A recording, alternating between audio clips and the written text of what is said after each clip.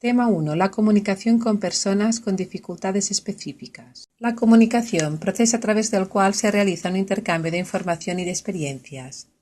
Puede ser verbal o no verbal. La verbal se puede realizar de dos formas, oral o escrita, y la no verbal, dentro de ella podemos distinguir el paralenguaje, la kinésica y la promexia. Los elementos de la comunicación son el emisor, el receptor, el mensaje, el canal, el código, el contexto, la retroalimentación o feedback, la interferencia, barrera o ruido. Punto 2. Los factores favorecedores de la comunicación. Los principales son la escucha activa, mediante la cual se deben desarrollar las siguientes habilidades: mostrar empatía, parafrasear y resumir. El uso de retroalimentación o feedback, cuya principal función es asegurar que la comunicación se haya realizado y haya sido efectiva. Y otras estrategias como pueden ser no etiquetar, no acumular emociones negativas, comunicarla, ser preciso y breve y cuidar tanto el lenguaje verbal como el no verbal. Es importante conocer los diferentes estilos comunicativos. Encontramos el pasivo, el agresivo, el asertivo y el pasivo-agresivo. El asertivo es el más eficaz. Se caracteriza por ser abierto a las opiniones ajenas, dándoles la misma importancia que a las propias. Parte del respeto hacia las demás y hacia uno mismo, planteando con seguridad y confianza lo que se quiere, reconociendo que la postura de los demás no tiene por qué coincidir con la propia, intentando producir conflictos de forma directa, abierta y honesta. Tercer punto, factores inhibidores de la comunicación. Se conoce como barreras de comunicación, interferencias o ruido. Se clasifica en 3 categorías, por motivos ambientales, verbales o interpersonales, y otra clasificación según los problemas que encuentra el emisor, innovación, ruido o redundancia, y según los problemas que encuentra el receptor, proyección, estereotipo, efecto halo o interferencias. Punto 4. Consideraciones para mejorar la comunicación con diversos colectivos.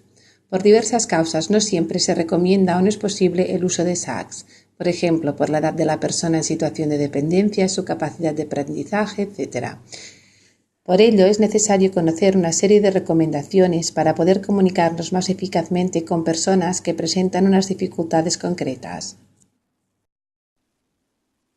Punto 5. Los sistemas de comunicación para personas con dependencia.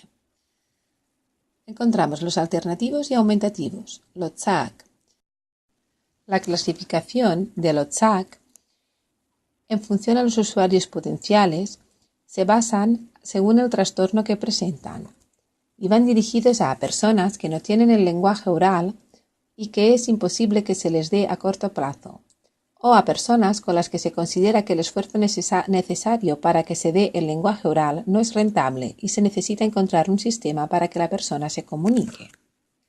Según su finalidad, los SAC se pueden clasificar en sistemas alternativos cuando la persona no puede hablar o sistema aumentativo cuando la persona puede emitir sonidos, se apoyan en ampliar los sonidos emitidos por la persona. Los objetivos principales de los SACs son proporcionar a una persona no hablante un medio eficaz de comunicación de modo que pueda convertirse en comunicador activo, ya sea temporal o a largo plazo. Posibilitar la capacidad del habla y aumentar la fluidez comunicativa del sujeto. Dar lugar a una calidad de vida superior que permita desarrollar la autonomía personal y favorecer la autoestima.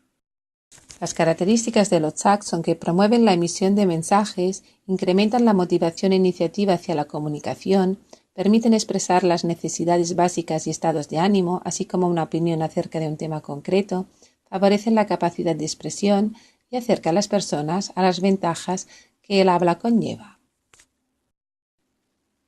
La clasificación más frecuente de los SAC son los sistemas de comunicación con ayuda y los sistemas de comunicación sin ayuda. Los sistemas de comunicación con ayuda son mecanismos que hacen uso de soportes externos a la persona para poder facilitarle la comunicación con su entorno. En general, estos sistemas incluyen pictogramas, ortografía o escritura en soportes individualizados. Los principales son el sistema BLIS, el sistema SPC, el sistema PEC. Los sistemas de comunicación sin ayuda son mecanismos mediante los cuales las personas con algunas deficiencias o carencias lingüísticas pueden mejorar su comunicación sin hacer uso de apoyos externos a la persona. Están estrechamente ligados a la educación y reeducación de las personas con sordera prelocutiva, o sea, pérdida cuando ya existe el lenguaje oral, con el objetivo principal de desarrollar la lengua oral y posteriormente la lengua escrita. Los principales son la lengua de signos, el sistema bimodal, el alfabeto dactilológico y la palabra complementaria. Punto 6. Accesibilidad a la comunicación. No solo es importante mejorar la comunicación con el uso de SAC, también es importante usar medidas para mejorar la competencia comunicativa. Las líneas o campos de accesibilidad son accesibilidad en el hogar, accesibilidad urbana, accesibilidad en el transporte, ocio accesible, accesibilidad de comunicación. Los recursos para mejorar la accesibilidad son la audiodescripción, subtitulados, lenguaje braille, lengua de signos, lectura fácil. Existen unas normas de accesibilidad comunicativa en los centros que atienden a personas dependientes, como por ejemplo diversos sistemas de señalización, visuales, sonoros y táctiles que faciliten la accesibilidad, o aspectos relacionados con la iluminación. Séptimo punto. Plan o proyecto de apoyo a la comunicación. Proceso mediante el cual realizaremos el análisis, valoración y toma de decisiones sobre cuál es el SAC más adecuado en base a las necesidades de cada usuario, que nos indicará qué ayudas técnicas de las disponibles pueden ayudar a una mejor comunicación. Los procesos son la evaluación, la valoración y la intervención. La evaluación es la recogida de datos cualitativos y cuantitativos para reconocer posibilidades del usuario y limitaciones futuras. No solo sirve para elegir el sistema de comunicación, también ayuda a seleccionar y adaptar los recursos y ayudas técnicas ya existentes. Hace una valoración del lenguaje que tiene la persona a las demandas y expectativas del entorno y estrategias de comunicación.